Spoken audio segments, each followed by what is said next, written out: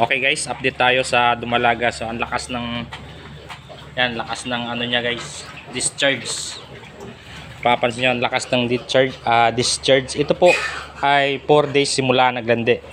So check natin kung magi-standing heat na ba. Malalaman niyo naman yan guys kapag ang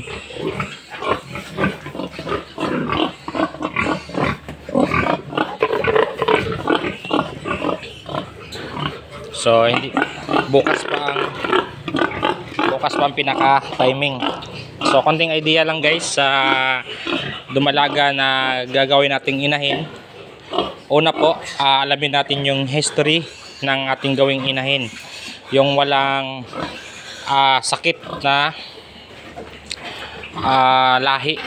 Di ba napapansin nyo yung may bukol dyan sa tiyan, tsaka may bukol dito, yung los-los, saka yung hernia na sakit sa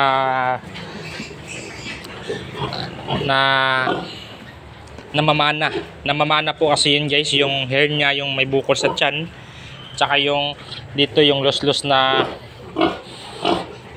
itlog. So namamana yun. Importante alamin natin yung history. Dapat walang ganong history dahil namamana po yun.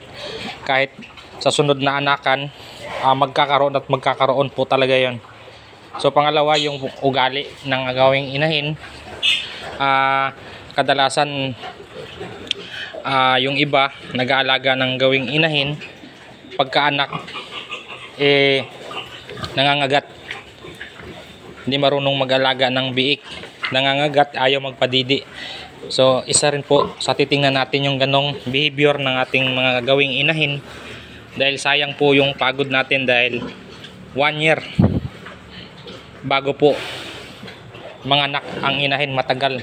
So ang laki na po ng gastos, tapos pagdating sa uli ganun lang din yung pag-uugali ng inahin natin.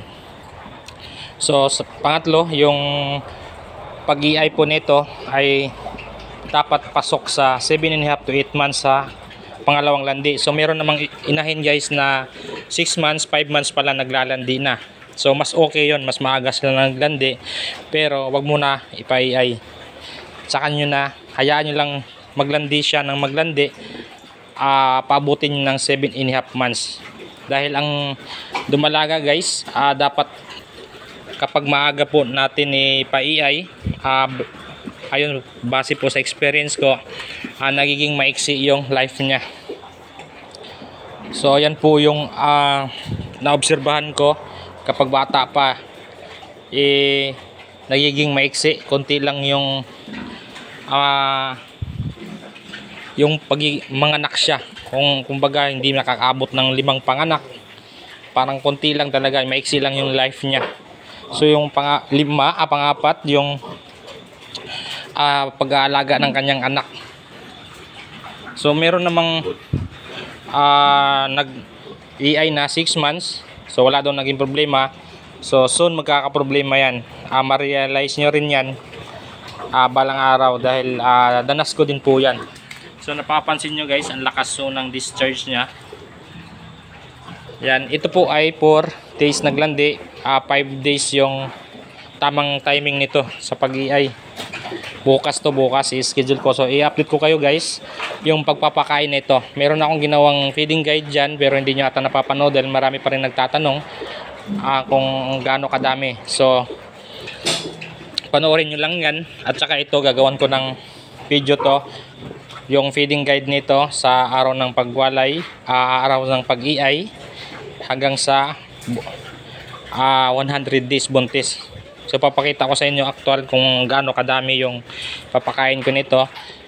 Ang mahalaga guys, kapag sa araw ng pag-iay, huwag natin pakainin, dahil kapag ang baboy, napapansin nyo, kapag busog siya at maraming nakain, tumataas yung temperature ng kanyang katawan, masyadong uminit.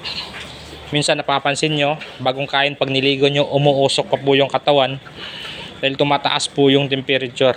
So sa araw na pagwalay, para maiwasan na mamatayan tayo ng similya at maiwasan yung hindi pagbubuntis, kontrolin natin sa pagpapakain.